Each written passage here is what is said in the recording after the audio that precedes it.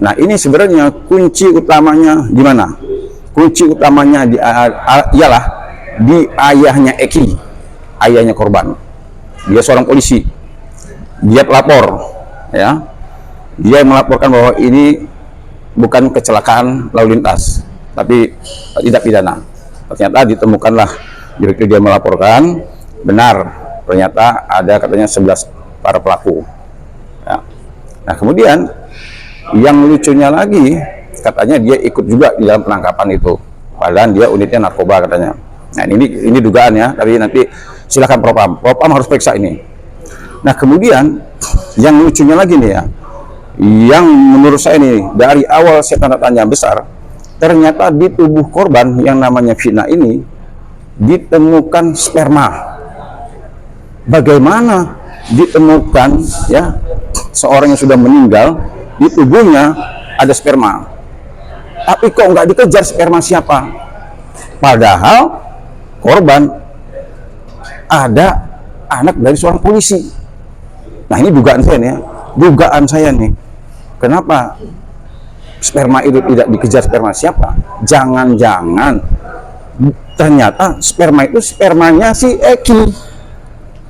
Kenapa tidak mau dibuka? Kalau memang sperma itu ternyata adalah sperma dari pelaku, saya yakin dikejar. Pasti, walaupun dia menyangkal, anggaplah dari 8 orang ini menyangkal. Saya tidak memperkosa. Itu haknya dia, bebas kok. Orang bunuh bilang nggak bunuh boleh, orang memperkosa nggak bilang memperkosa boleh. Tapi kalau alat bukti, nih sperma kamu ada di sini, ngapain? Itu yang seharusnya dikerjakan oleh pihak polisian. Boleh orang nggak mengaku. Kalau seandainya maaf nih, ada bulu kemaluannya di sana di situ, ngapain kok bisa ada bulu? Itu seharusnya yang dikerjakan oleh pihak polisian, katanya scientific crime investigation. Nah, seharusnya itu bukan mengejar pengakuan. Nah, saya curiga, kenapa kok ada ini orang tua korban yang ternyata polisi serse lagi. Begitu diotopsi ditemukan sperma di tubuh korban. Saya nggak tahu tuh, saya belum saya tidak baca berkas ya. Apakah ditemukan di tubuh korban atau di kemaluan korban? Nah, kalau itu ditemukan di tubuh korban mungkin bisa tercecer akibat dari perkosaan. Nah, kalau ditemukan di dalam kemaluan, bisa jadi suka sama suka, bisa jadi ini kan dugaan ya. Tapi yang menjadi tanda tanya besar saya, kenapa sudah ada hasil otopsi ditemukan sperma kok nggak dikejar sperma siapa? Akhirnya semua sekarang kita bingung semua. Nah, ini kan kesalahan dari penyelidikan dan penyidikan. Nah, ini juga satu juga buat Kompolnas. Ini kalau kita sudah menyatakan bahwa ada kesalahan dari penyelidikan dan penyidikan, nah kenapa kok enggak ini penyidik-penyidikan lama ini kok belum diumumkan siapa pelaku-pelaku yang 8 tahun yang lalu ini, penyidiknya siapa, Kapolresnya siapa, Kasatnya siapa, periksa dong. Ini kalau menurut saya bukan kekeliruan biasa, ini sudah kesalahan fatal. Nah, tambahan lagi nih, kemarin begitu Peggy alias Peron ditangkap.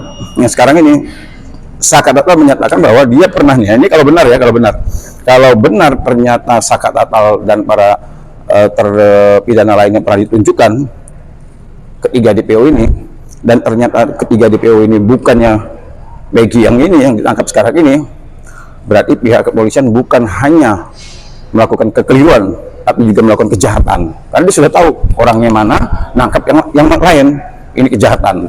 Nah, ini wajib anggota pihak penyidiknya dipecat. Ya, justru diamnya ayah Eki ini ya ada dua, dia takut dengan orang yang lebih kuat daripada dia, yang punya kekuasaan dari dia, atau dia takut akibat dari tindakan dia yang terdahulu. Karena saya meyakini ayahnya Eki pasti tahu sebenar-benarnya kenapa dia bungkam. Nah, ini tanya. Nah, kalau menurut saya Propam wajib periksa seluruh penyidik 8 tahun yang lalu, termasuk ayahnya Eki. Justru menurut saya fokus sama ayahnya Eki. Ini kenapa ayahnya Eki, masyarakat se-Indonesia ini mendukung dia, tapi dia justru menghindar, bahkan tidak mau mengeluarkan statement, bahkan dia minta supaya ini jangan diangkat lagi. Nah, ada apa? Ada apa ayah Eki, Pak Polisi? Nah, Bapak harus berani membuka perkara ini terang menderang, Pak. Kasihan anak Bapak.